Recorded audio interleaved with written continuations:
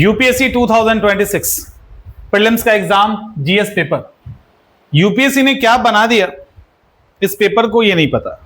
क्यों बनाया नहीं पता। मुझे ऐसा लग रहा है कि जिस तरह से नीट का पेपर लीक हुआ और भी अलग अलग एग्जाम लाइक का एईडीओ का पेपर लीक हुआ, सब में एक चर्चा का विषय यह था कि पेपर लीक हुआ, एआई से आंसर निकला और उस आंसर को फिर भेज दिया गया और बच्चों ने बना लिया, है ना। ये कॉमन सा है, एआई का यूज सब करते हैं, कुछ नहीं आया तो एआई पे डाल दिया। तो यूपीएससी ने सोचा कि क्यों ना कुछ ऐसा बनाया जाए जिसका जवाब ही एआई के पास ना हो, और यूपीएससी ने ऐसे क्वेश्चन इसमें डाल दिए जिसका जवाब एआई के पास ही नहीं है, और वो एआई जो हजार करोड़ रुपए दे के डेवलप किया गया है, उस पे भी जब आंसर चेक किया गया तो कोई कुछ कह रहा है।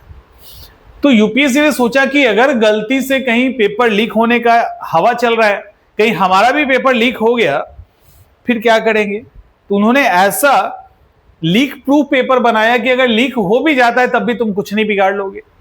और जब एआई, वो भी प्रीमियम पेड वर्जन वाला एआई जब फेल कर जा रहा है, कुछ से कुछ आंसर बता रहा है, तो बच्चों का क्या हाल होगा। इट मींस कहीं ना कहीं ये जीएस के लेवल को क्रॉस कर रहे हैं ना, समझो इसको, जीएस का लेवल क्रॉस कर रहे हैं। एक क्वेश्चन हम एग्जाम्पल के तौर पे आपको बता देते हैं। ये सवाल है क्षेत्र पत्नी का। एआई से जब इसका आंसर ढूंढा गया, इसका आंसर क्या होगा, अथर्ववेद, अभी तक की जानकारी के अकॉर्डिंग अथर्ववेद। ये जो क्षेत्र पत्नी है, ये शब्द निम्नलिखित में से किस ग्रंथ में है, मतलब किस ग्रंथ में ये दिया गया है। हिंदी का क्वेश्चन है हमारे सामने, ऋग्वेद, अथर्ववेद, अष्टधाई या अर्थशास्त्र। अलग अलग एआई का जो लैंग्वेज है वो अलग अलग आंसर दे रहा है, ठीक है, अलग अलग आंसर दे रहा है।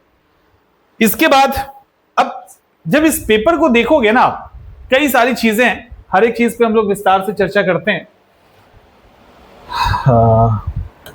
कुछ आसान भी है, ऐसा नहीं कि सारे मुश्किल हैं, लेकिन एक और देखिए, एक और पैटर्न इनका क्या है कि इन्होंने क्वेश्चन कुछ जगहों पे क्वेश्चन नहीं बनाया, कॉम्प्रिहेंशन दे दिया है आपको। जैसे क्वेश्चन नंबर ये 25, ये बेसिकली कॉम्प्रिहेंशन है। यहां से क्वेश्चन स्टार्ट होता है और पूरा यहां तक जाता है, और ये एक सवाल नहीं है, ऐसे एक सवाल नहीं है। यहां पे भी, यहां पर भी ये सवाल, ये देख रहे हो, सीधा पूरा का पूरा। अब इसको पढ़िए, इसको पढ़िए, इसको पढ़िए, फिर जाके आप आंसर देंगे। इतना ही नहीं, ये तो दूसरा हुआ, नंबर 2, नंबर 3, इसको, ये भी बड़ा ही कमाल का है, और इस सवाल का कोई सेंस इस तरह से नहीं बनता। ये दिखा रहा है कि कहीं ना कहीं एआई का यूज तो नहीं किया गया है पेपर बनाने में।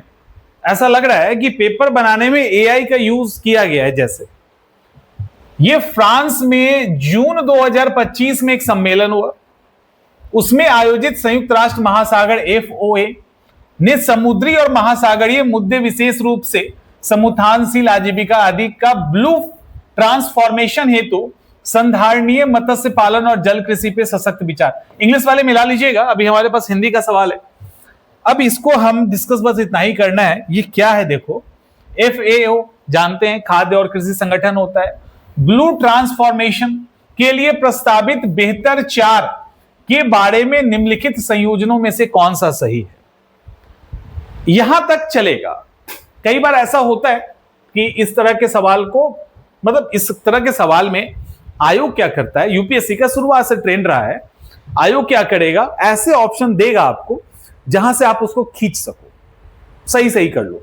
अभी क्या किया गया देखिए, वर्ड पकड़िए सिर्फ, बेहतर उत्पादन, बेहतर पोषण, बेहतर पर्यावरण और बेहतर महासागर, यही है ना, इंग्लिश में देख लीजिएगा।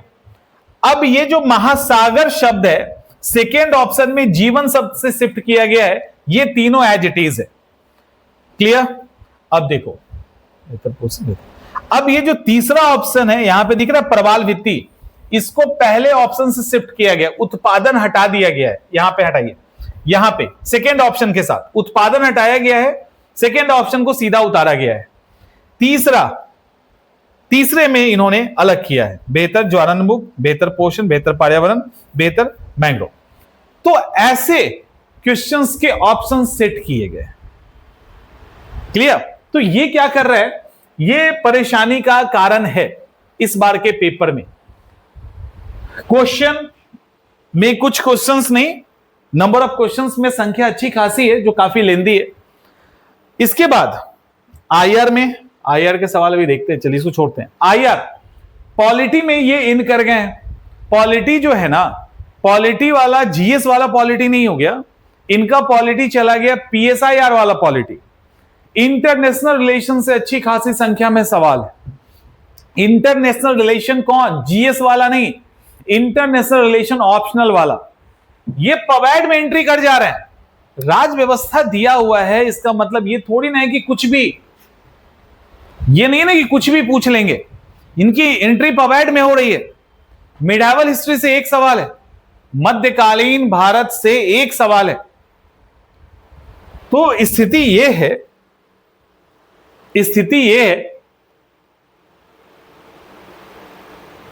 कि हिस्ट्री तब भी मिला जुला के ठीक है, ज्योग्राफी भी मिला जुला के ठीक है, और मिला जुला के ठीक है। अच्छा, यहां पे भी देखो, दो क्वेश्चन बताए थे ना, बड़ा वाला, एक यहां पे भी मिल गया, देखिए। अच्छा, यहां भी है 42 एनवायरमेंट, ठीक है। अब ये आईआर के सवाल है, इतने लंबे लंबे, समझ में आ रहा है?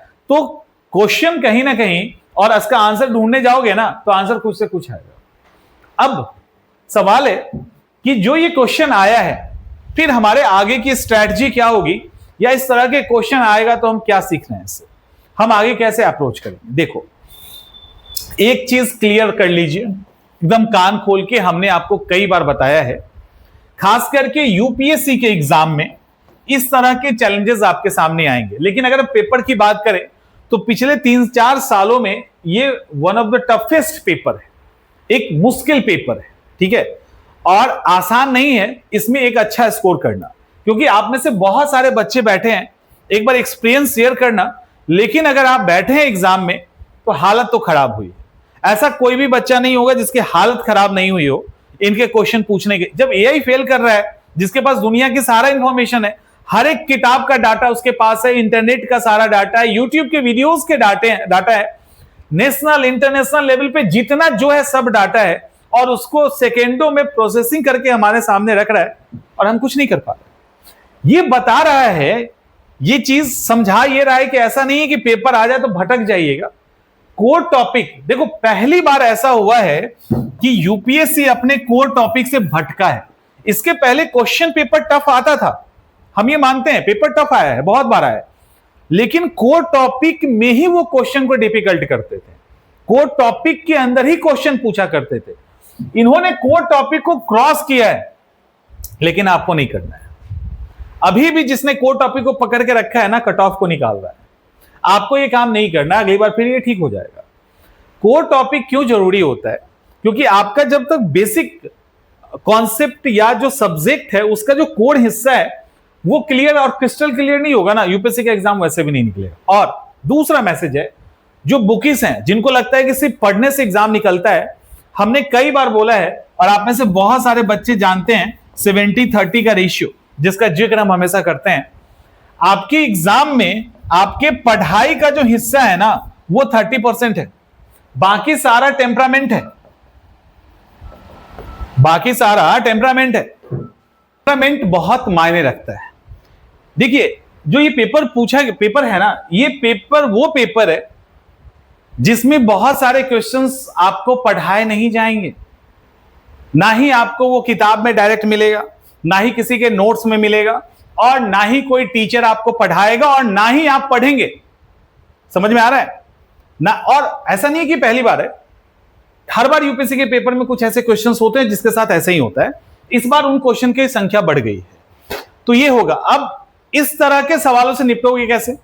इस तरह के सवालों से निपटने का एक ही तरीका होता है कि एग्जाम हॉल के लिए पहले से प्रिपरेशन करके जाइए। कि ऐसे 10, 15, 20 सवाल आ गए तो उसको कैसे हम हैंडल करेंगे। यही होता है एग्जाम देने का एक स्किल डेवलप करना। एग्जाम देना एक कला है, एग्जाम निकालना एक कला है। इसीलिए कम पढ़ के भी बच्चे एग्जाम निकाल लेते हैं और बहुत विद्वान बच्चे भी एग्जाम नहीं निकाल पाते। कई हमें इस बात का ध्यान रखना है कि एग्जाम में इस तरह के सवाल आए तो उसको हम कैसे सॉल्व करके जाए, ये टेम्परामेंट हमको एग्जाम हॉल के पहले डेवलप करना है। तो किताब पढ़ने से सिर्फ काम नहीं चलेगा, आपका वो एटीट्यूड, वो अप्रोच एग्जाम को लेकर डेवलप होना चाहिए। ठीक है, तो ये सब कीजिए तो बेहतर है। और नहीं तो हर बार आप सोचोगे हम पढ़ के जाएंगे और एग्जाम निकल जाएगा, ऐसा नहीं होगा। चलो मिलते हैं नेक्स्ट।